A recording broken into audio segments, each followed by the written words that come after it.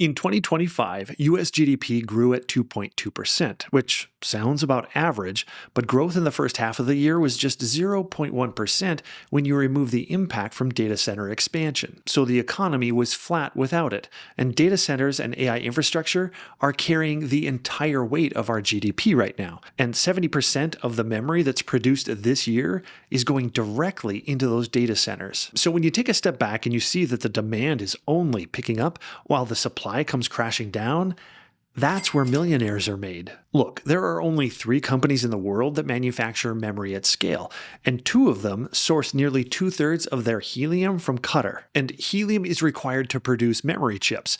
There is no substitute for it, and 30% of the world's supply has been offline for 3 weeks because it flows through the Strait of Hormuz. So the entire growth engine that's been carrying our economy for over a year is now running on a supply chain where the fabs have only a couple weeks of inventory, which has never happened before. So today I want to show you the companies and the sectors that I believe benefit the most from this type of a setup, and more importantly, what I expect these stocks to do when the conflict eventually ends. And as a quick reminder, I do this for educational purposes, and this is not financial advice. Right now, everyone is focused on oil, and quite frankly, they should be. But the real story is what else flows through that same choke point that feeds the technology supply chain. Taiwan produces over 90% of the world's most advanced semiconductors, including chips from the companies like TSMC. And Taiwan happens to generate roughly 48% of its electricity from liquefied natural gas, and with Qatar as their largest supplier at over 34%. And unfortunately, all of us know that really nothing's going in or out of Qatar right about now. And not to throw salt on the wound, but Taiwan shut down their last nuclear reactor in 2025. It goes without saying that technology sector is going to face disruptions that might be a lot more significant than the oil disruption. And sadly, South Korea is in the same position, where over a quarter of their natural gas is sourced from the same place. And their memory chip producers are responsible for over 60% of the world's memory. And the memory situation gets even worse, which I'm going to explain to you in a minute. And the second major lane of impact is helium, and Qatar produces 33% of the global supply. This happens to be the 4th helium shock since 2021, and South Korea sources 64% of its helium directly from Qatar. So fabs only carry 2 to 4 weeks of a buffer, and there is no substitute. When it runs out, production is going to stop. Now here's one that most people aren't even connecting to technology. The Gulf produces 44% of the world's sulfur. Ultra-pure sulfuric acid cleans silicon wafers in every type of chip, and sulfur is also essential for extracting copper, which is also in every chip, and in every circuit board, and in every data center cable. Essentially, a sulfur shortage compounds into a copper shortage, which raises costs across the entire build-out. So are you starting to see what's happening here? That happens to be 3 of the 6 lanes that are disrupted. Then you have aluminum, noble gases for lithography lasers, and petrochemicals for chip packaging. They all flow through the same choke point, all seeing 10 to 18% inflation since this all began. To get a little history, if you look back in 1973, the oil embargo disrupted just one resource, and prices went from $2 to $11 a barrel. That's a 450% increase that pushed inflation from 3% to over 12%. And in 2021, the Ever Given blocked the Suez Canal for 6 days. That's 6 whole days. And the semiconductor supply chains were disrupted for months, contributing to a shortage that cost the economy $240 billion. Once again, those were one resource, and it was a temporary accident.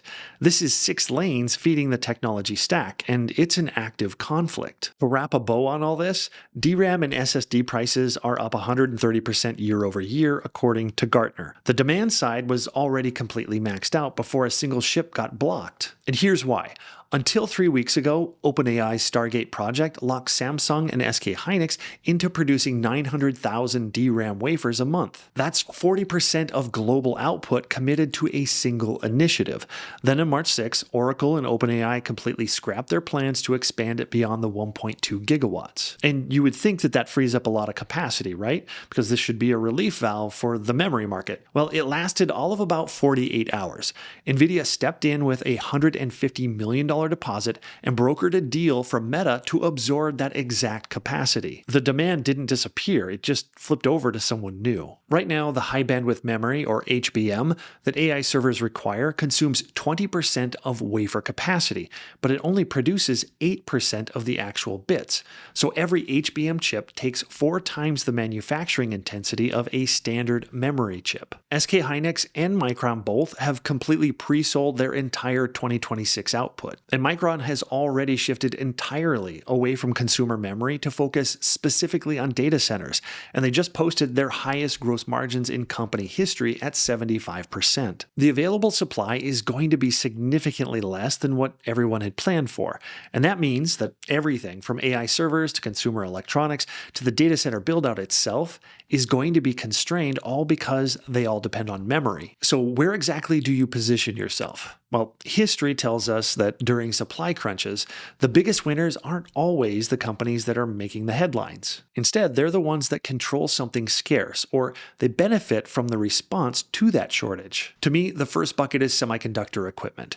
Think ASML, Lam Research, Applied Materials, and KLA. During the last chip shortage, the group saw revenue grow over 33%, and margins expanded well above 52%, and ASML alone returned over 310% in 5 years. Every new fab that's going to be built to address this shortage, it needs their machines. So they're going to win during the crisis, and they win during the build-out that comes after it. The second major bucket is memory makers. Micron is one that I find the most interesting here because they happen to source their helium domestically, while Samsung and SK Hynix, they are fully exposed to this cutter disruption. During the 2017 DRAM supercycle, memory stocks ran over 100% in a single year just based on demand. And that cycle had no geopolitical supply shock behind it. Right now, the near-term upside is the highest of any of the buckets, but memory is also cyclical, so this is just a window. The third bucket is nuclear energy. Look, when LNG prices are going to spike, electricity costs also surge,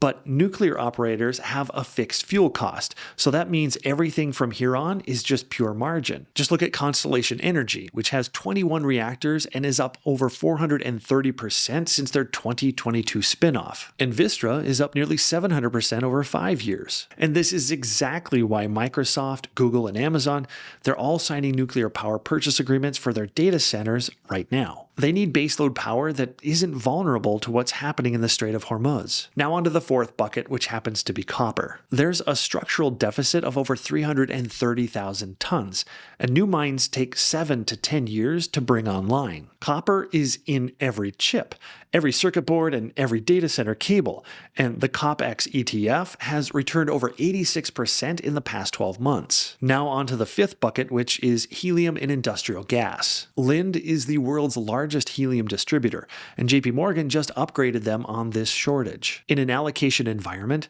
Lind passes costs through and they protect their margins, and Air Products is also positioned similarly. So if I had $100 to invest across this particular setup, here's how I'd break it out. I'd put $40 into semiconductor equipment, because historically, they're the most durable winners across supply cycles. Then I'd put $25 into memory, specifically Micron, because they have the best geopolitical insulation with domestic helium sourcing. Then I'd put $20 into nuclear energy, because their fixed fuel costs mean margins expand exactly when LNG prices are surging. Then I'd put $10 into copper, because the structural deficit, that's not going to resolve for years. And last, I'd put $5 into helium and industrial gas for the shortage pricing power alone. Now, if picking individual stocks isn't your approach, no worries, you can cover this same ground through ETFs. I'd put $40 into SMH for broad semiconductor exposure, including equipment and memory. Then I'd put about $25 into nuclear energy ETF,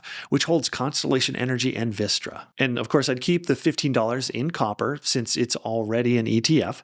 And then I'd put $5 into materials ETF, where Lind and Air Products are the two largest holdings. And then I'd put $15 into South Korea ETF, which gives you direct exposure to Samsung and SK Hynix, the two memory makers that are most exposed to this supply shock. This global instability is very painful, and in turn, this will make a lot of millionaires. And I'm trying my best to outline where I'm investing and why, and in hopes that it gives all of you at least a head start in your research to decide what's best for you. As always, thank you so much for watching, and I'll see you next time.